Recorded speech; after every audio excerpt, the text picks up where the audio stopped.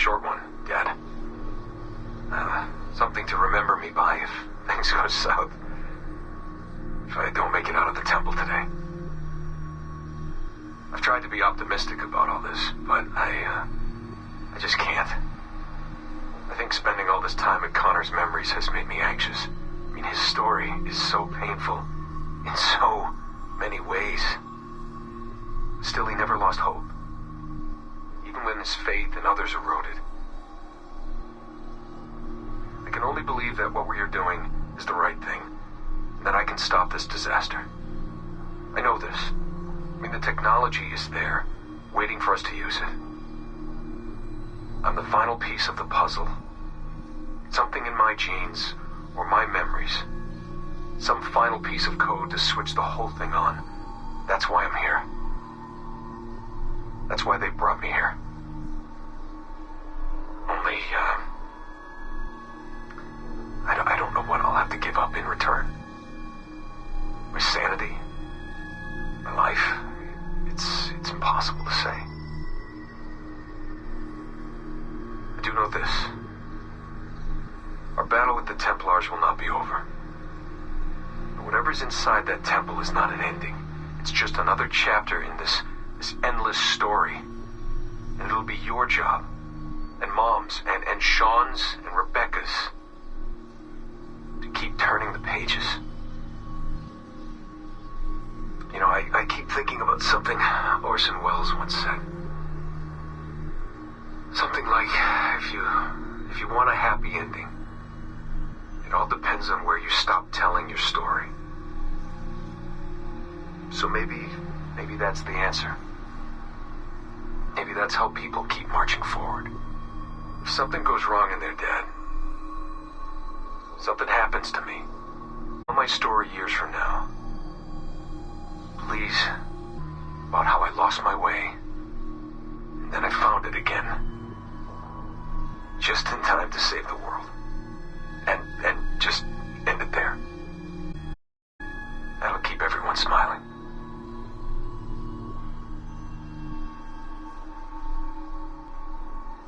Goodbye, Dad. Say hello to Mom. Tell her I love her, okay? Tell her I love you both. I love you both.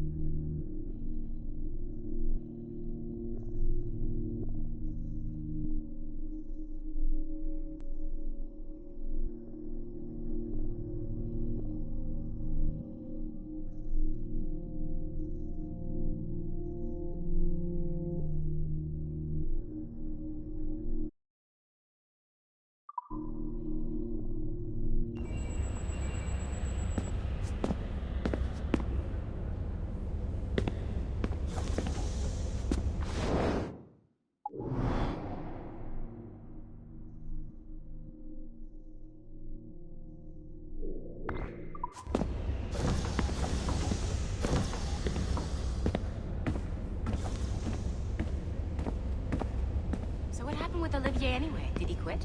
You didn't hear?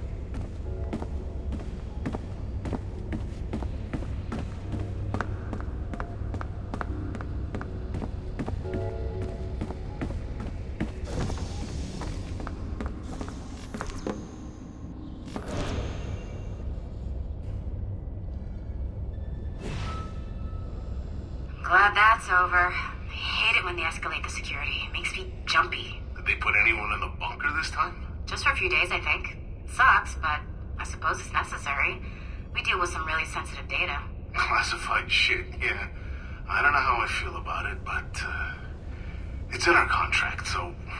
And they pay out bonuses, too. Inconvenience pay, they call it. Really? That's actually kind of nice.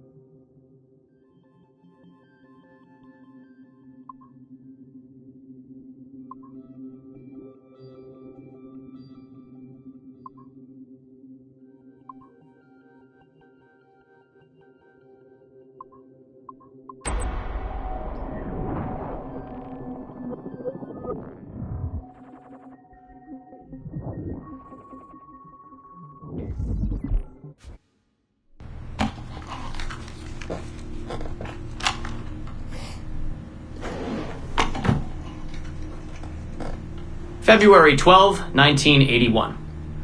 Qualitative personal interview with Subject 1 on ancestral research regarding Avalon de Grand Prix. How are you feeling? Any side effects? Not really. Aside from the headaches. They've been worse since I started staying in longer. But I don't want to stop. I like her. I want to know what she does next. What's it like? Reliving her memories. So different. The animus, I mean. The past. At first it was confusing. Distracting. Like New Orleans, the stench. I wasn't expecting all the smells.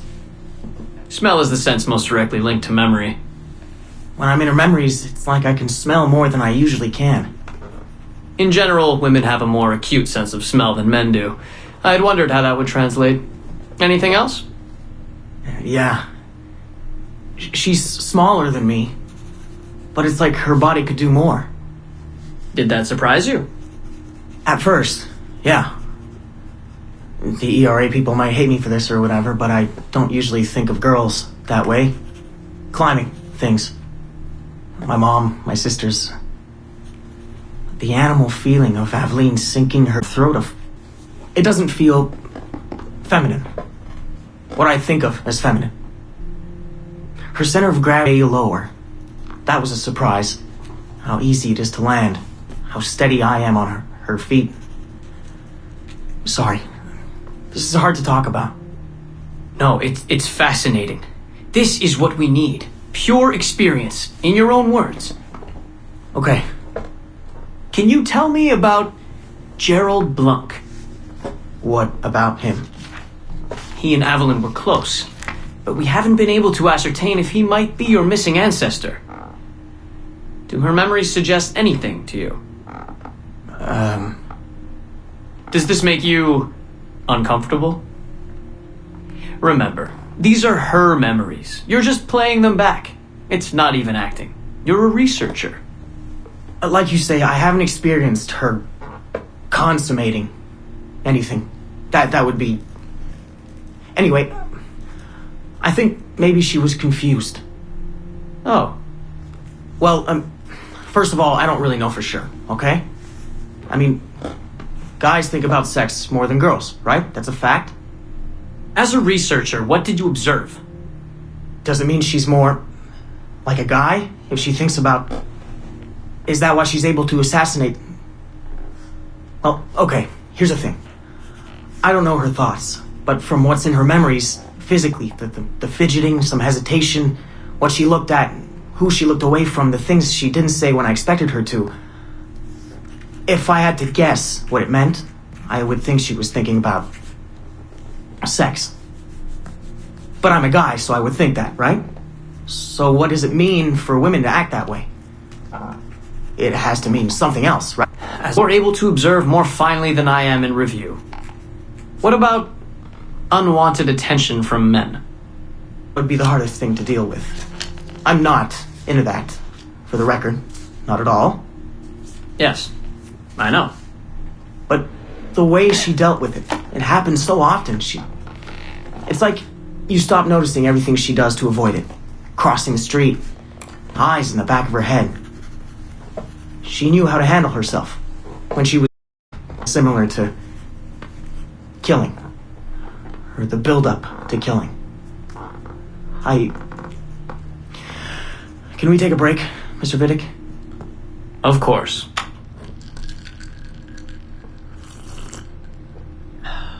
We're ready to go on? Yes. Avalon was black. And white. On her father's side. You're sensitive to that? I guess. I mean, I'm white. But Aveline, it's like she goes through her whole life in these uniforms. People expect her to behave in a certain way. Definitely. Sometimes I worry I'll slip up and play too relaxed at the warehouse and, I don't know, blow her cover. You can't blow her cover. I know. I'm just replaying the memories. I can't change them, I know. But I see it, right? It's a risk. Yes. when she goes or in the bayou, relaxed that way? Can you imagine? You're only relaxed when you're going to kill someone. Let's stick to memories rather than imagination. What about the... They're kind of just everywhere. I mean, that sounds bad. Slavery is bad, but no one's acting like slavery's bad. It's fun when she frees slaves. Is it supposed to be fun? We're not looking for supposed to. Focus on what it is.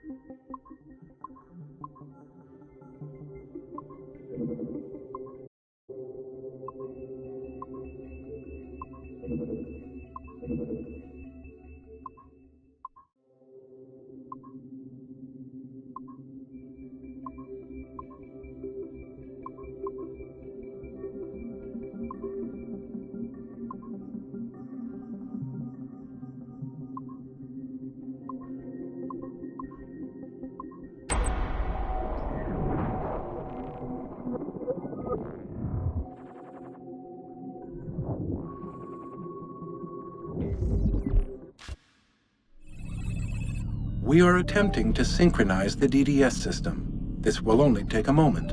We are there. The DDS notable figures to his core, Prague, the center of European culture. Among them were Englishman Edward Kelly and his stepdaughter, Elizabeth Jane Weston. Observe her and report any alleged collusion.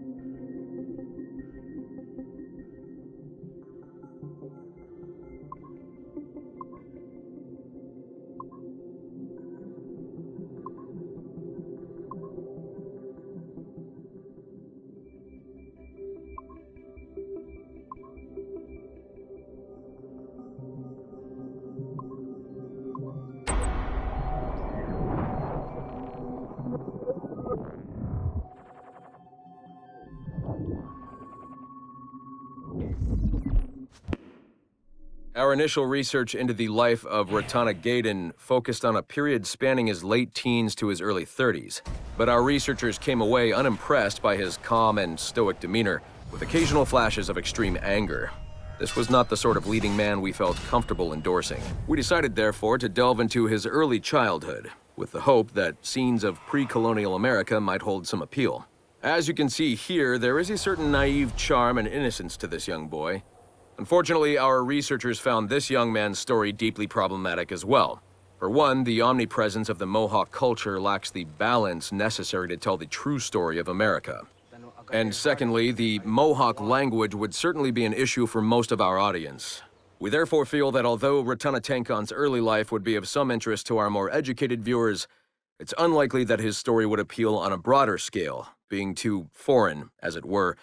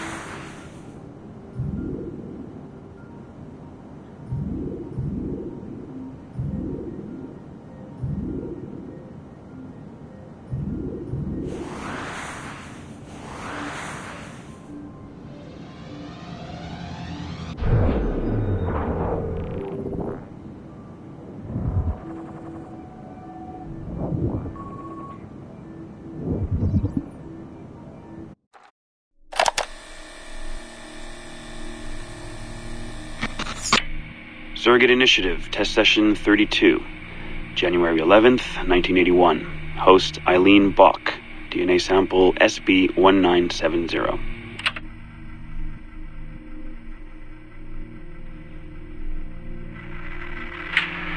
Miriam? Miriam, is that you? Are you in here? Bartle! Oh, thank God you're safe. You've been worried sick. Bartle, how did they find you? Oh, Jesus, what would they do to you? Has they hurt you at all? I told them nothing. All they do every day is ask about you and that artifact. But I didn't tell them anything. Nothing. I know you didn't, Miriam. But how are you? You aren't hurt? Not badly, no. I'm fine. Good. We need to get the message out to Oscar. Somehow. We need to tell him where... Very interesting footage, Eileen. This is Germany, you said. World War II? Most of the memories I've been able to access come from a period where Miriam was imprisoned by Nazis in Cologne. Miriam. Is she still alive? No, she was my ex-husband's mother. She passed away about 5 years ago. Well, she was spirited. An impressive lady. Definitely. And the man, Bartle. He made reference to an artifact. Any idea what that is? My team is looking into that, but it's not our first priority. We still need... It is now. Really? You must have other recordings of this woman. Are there any other mentions of this artifact I should know about? Half a dozen or so, yes. What's this about? You have questions, I understand that. I don't have answers for you. Not right now, but I do have money. And if you get me those recordings and bring me any other artifact references you find, then I will triple your operating budget for as long as I can. Triple my budget? My God, what is this? 9 a.m. Monday morning, my office. We have a lot to discuss. But Lillian, I don't... Have a good weekend, Mrs. Bach. Fantastic work.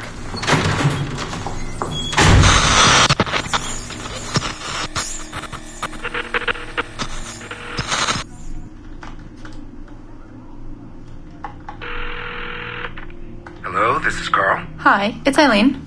Cold. The winter's been terrible. Seamus won't like that. The weather's been mild out here. Well, he's only coming for a month. He'll live. And I'll be so busy he won't have to worry about his mother bothering him. Still working 12-hour days.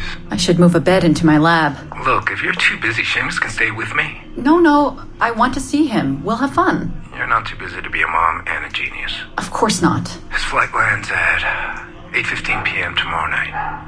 You'll be there? Of course, 8:15. p.m. Let him know you'll be there. Thanks, Carl. I need to run. I'm sorry. Take care. You too.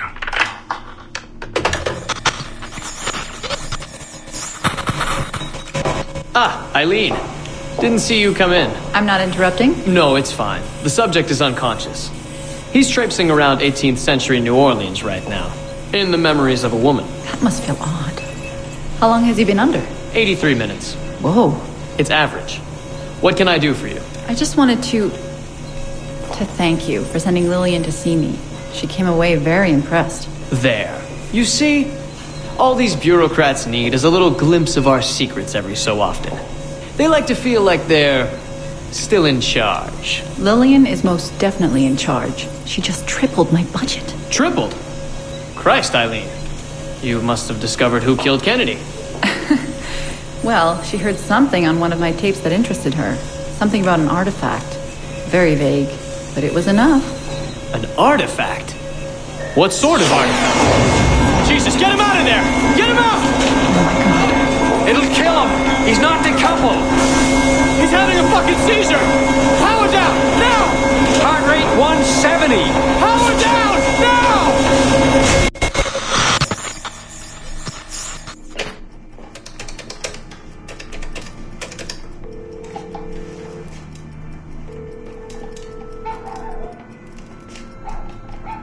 Eileen, Warren here. I was all ready to apologize for the late call, but you seem to be away. Maybe with your son. Listen.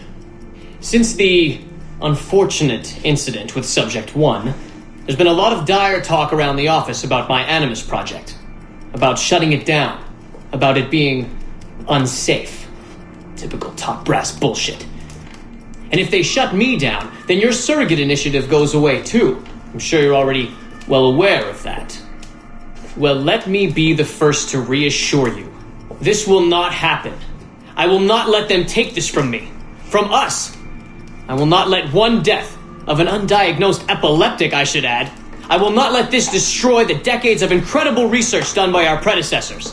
And the 5 years I've spent perfecting the Animus. There's still more work to be done.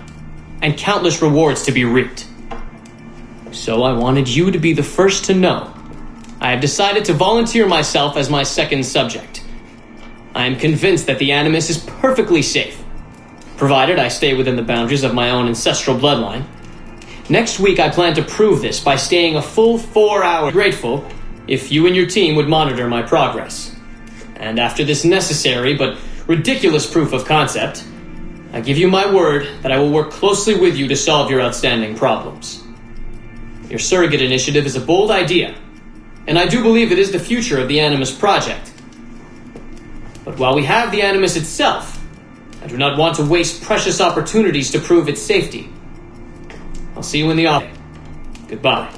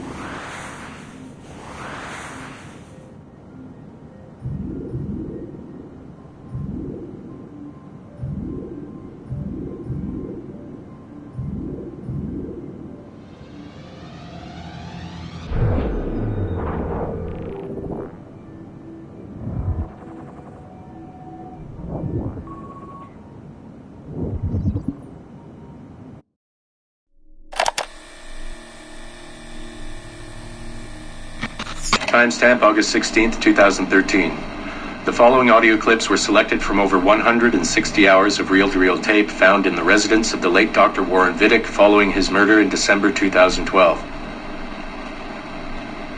According to labels on the tape's canisters, these recordings were made over a 14-month period between 1980 and 1981 without the consent of their primary subject, Mrs. Eileen Bach, a colleague of Dr. Vidic's and the originator of abstergo's surrogate.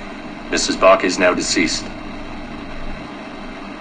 It should be stated unequivocally that Dr. Vidic made these recordings illegally and of his own volition using wiretaps and hidden microphones. Abstergo Industries had no knowledge of his actions and disavows any responsibility for them. And we're live. Capacitors at full. Ease the signal in. A little more. You feel anything? Don't be timid. Double it. No, we're taking it easy. 20%. 30. Eileen, go easy. We're 6 past yesterday. And boost the inputs. Too risky. Not if we split the I/O signals. 25%. Ease up. Oh, okay. There. I see something. What is it? Mein Gott.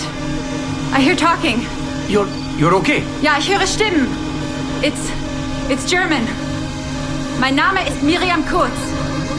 I see a light. It's cold.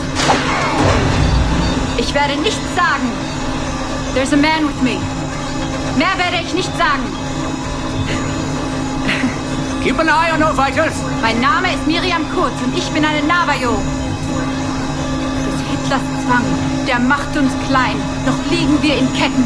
Doch einmal werden wir wieder frei. Wir werden die Ketten schon brechen. Eileen? Denn unsere Fäuste, die sind hart, ja. Und die Messer sitzen lose. Für die Freiheit der Jugend kämpfen Navajos. Switch off. Powering down. Kämpft Navajos. Get her out of there. Oxygen from the valve. No. No, Satish, I'm fine, really. Quit the heroics. Just breathe. Better? Yes, thank you. Did we get something? It'll take a while to parse. What did you see? It wasn't just seeing. It was feeling. Being.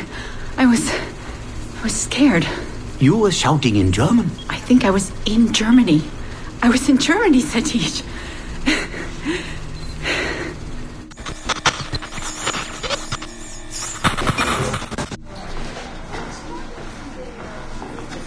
Good morning. Well rested? Exhausted. Yesterday was an incredible find. Seems so. What did it feel like? It's foggy, but I relived the memories of a young German woman. Early 20s, I think. A man was interrogating me, looming over me and asking questions. He was shouting, but I was shouting back. And then this poem just came out, like a chant. Fascinating. I'm eager for you to hear the tape. Is it ready? Yes, we transliterated the data onto an audio file. It took all night to approach. Spool it up. Of course. Have a seat. Judging by the subject matter and the setting, I'd say you landed somewhere in Germany in the 1940s, 1 or 2 generations back. During the war, I'd imagine. 1940s Germany? That would be Miriam Kurtz, my ex-husband's mother. So she's not related to you in any way? God, I hope not. I'd hate to find out my ex-husband is also my brother. Well, if it was Miriam Kurtz, then we hit a home run. You tapped into someone else's bloodline entirely. Should we celebrate? We'll listen first. Surrogate Initiative, Test Session 23, July 1980. Host, Eileen Bach. DNA sample SB1970. It's a little into the memory. Your name, say it. My name is Miriam Kurtz. Louder. My name is Miriam Kurtz, and I am Navajo. Where did you last see the artifact? Who holds it now? I'll say nothing. I've told you all I will. I don't believe that is true. Who has the artifact? Hitler's dictates make us small, and you're bound in chains. But one day again, we shall walk tall. No bind will us restrain. Enough! For hard our fists, yes, and knives at our wrists for you to be free. Navajos lay siege. Knock her away. Navajos lay siege. And that's where we pull you out. Whoa. What would it take to get a visual render of all that? months, unfortunately. It took 13 hours just to process the audio. Visual takes much longer. But Vidic is able to record audio and visual in real time. How does he do it? His subjects are exploring their own genetic memories. That requires much less processing power. Hold on, sorry. Eileen here. Hello. You have 10 o'clock in Lillian's office. It's 10:13 now. Oh, shit. I'm sorry. Tell her I'll be right there. And tell her we have some good news. No problem. You in trouble? The monthly progress report. I'm trying to be honest about our progress, but no matter how much I polish our facts, Warren Vidic swoops in, promising the moon for pennies, and gets 10 times the funding for his Animus project. Well, we are using his Animus technology. He's the foundation. We are the skyscraper. Which is why he should be a tech lead, not a project director. Good work, Satish.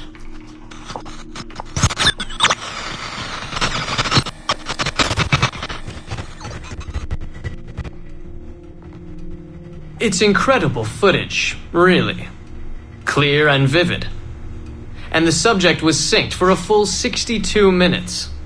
Came out speaking French after his last session. Passably fluent. And with full recall of everything he'd gone through. Sorry I'm late. I was reviewing some data. It's fine. Warren was just telling me about his first subject, Mr. No names. Call him Subject 1. Confidentiality. And how about you, Eileen?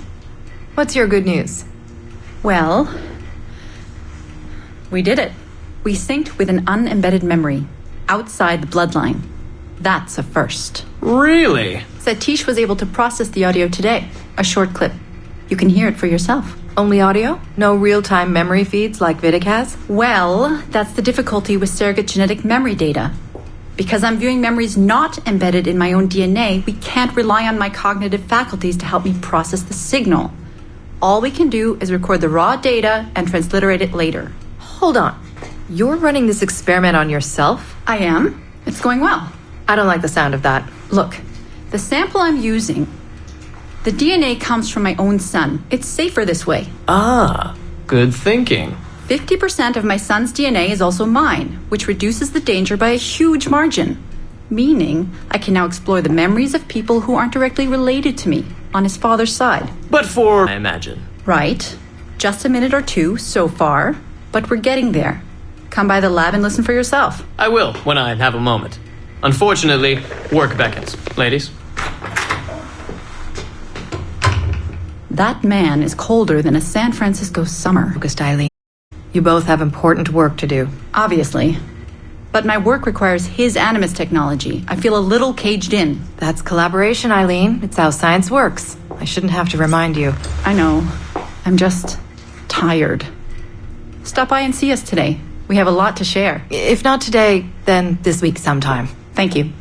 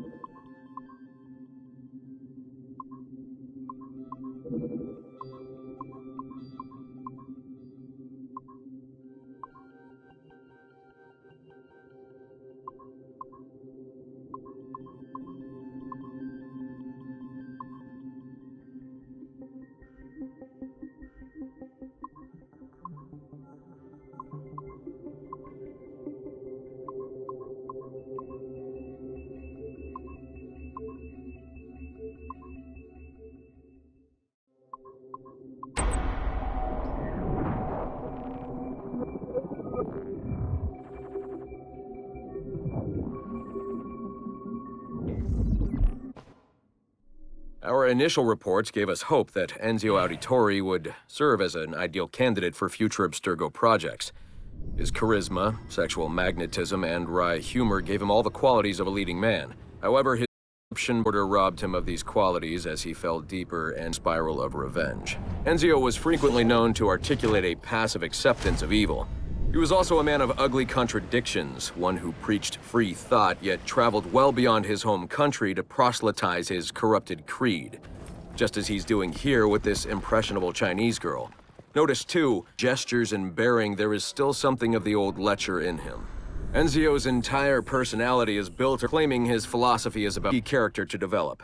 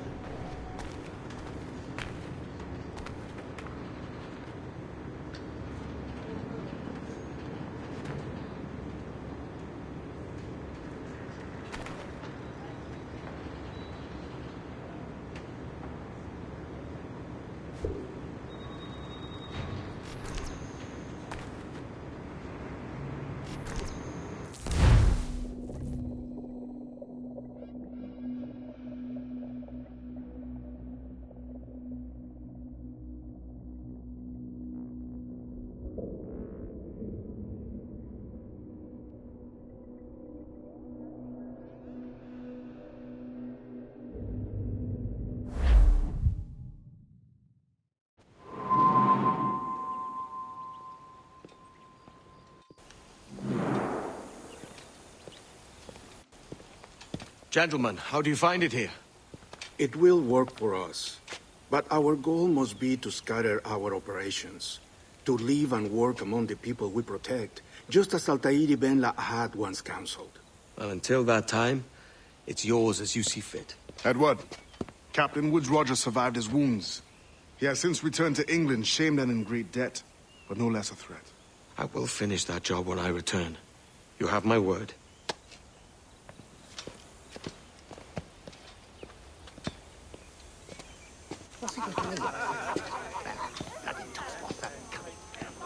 Evening, Anne.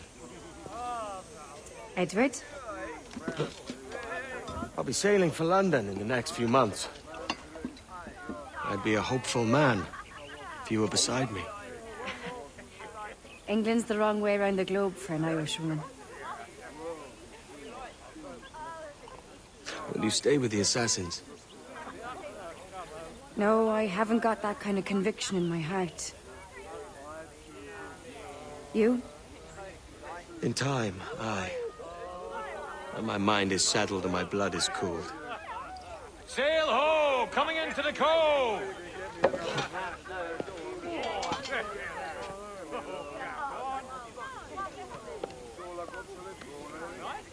You're a good man, Edward. And if you learn to keep settled in one place for more than a week, you'll make a fine father too.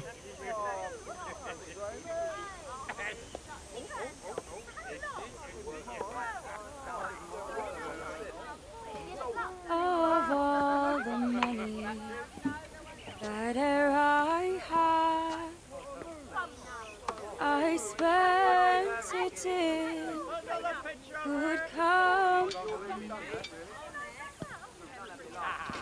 and all the harm that e'er I've done, alas, it was to none but me. And all I've done for want of wit to memory now I can't.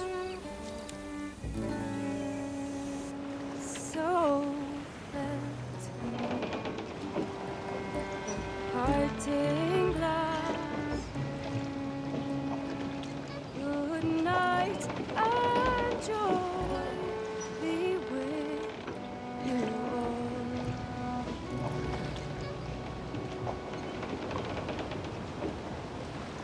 Oh, where I had, they're sorry for my going away, and all the sweethearts that e'er I've loved, they wish me one more day. Loose all and trim sharp to the wind! But since it falls unto my lot that I should rise and you, I'll gently and softly call. Good night and joy. Good night and joy be with you.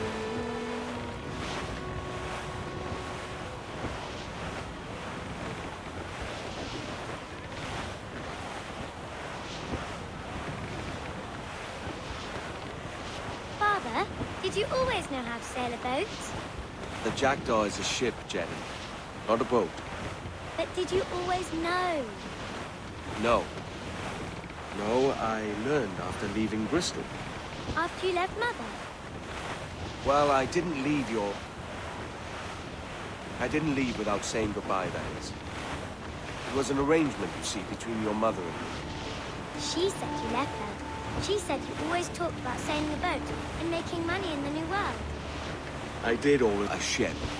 That's true. Not for a lark. To support us. To take care of her. And you. Not me. Mother said you didn't know about me. She said you wrote only once a year and that she never knew where to find you. That's all true, and I'm sorry for that. If I'd known earlier, I might have come home. I hope that I would have. Well, you were busy. That's what I think. I was, but that wouldn't have mattered. Can I steal your boat? Boat? I see no boat here. Do you? I mean ship, obviously. I don't see the difference anyway. Ah, it's a very simple one, Jenny.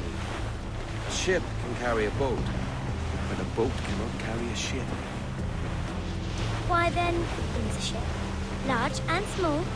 But for my toy boats, the one I take into the bath with me. That's a clever way of seeing it.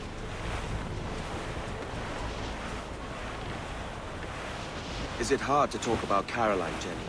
About your mother? No. She passed some years ago. I miss her, but it's all right. Was she in pain? I don't know. I don't think so. She was very happy for quite some time. Then, not so happy. I didn't see her much after that. Then, she was gone. I'm sorry. I'm sorry I wasn't there for you. It's all right. You're here now. And we're on an adventure. Only a little one, I hope. Can't handle too many more surprises. You think we'll see a whale? Yes, there's a very good chance. And what about pirates? Will I see pirates? No. Not much chance of that, I think. Oh, I've seen one. Jenny, as soon as these winds die a little, I'll let you steer the jackdaw. One little trick of the helm before sundown. Yay!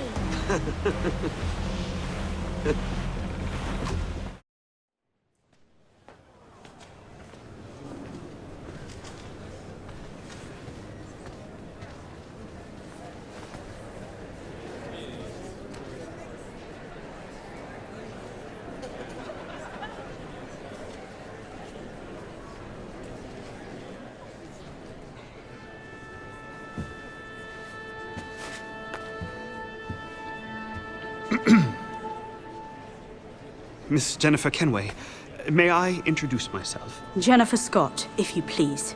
I'm sorry, Daughter, raised by her mother Caroline until she passed away some years ago. Jenny prefers to use her surname to mine. By ignorance. I will. She may not. Mother, help me. This little rascal, however, is a Kenway. What's wrong, Hafen? I can't see the stage. Up we go.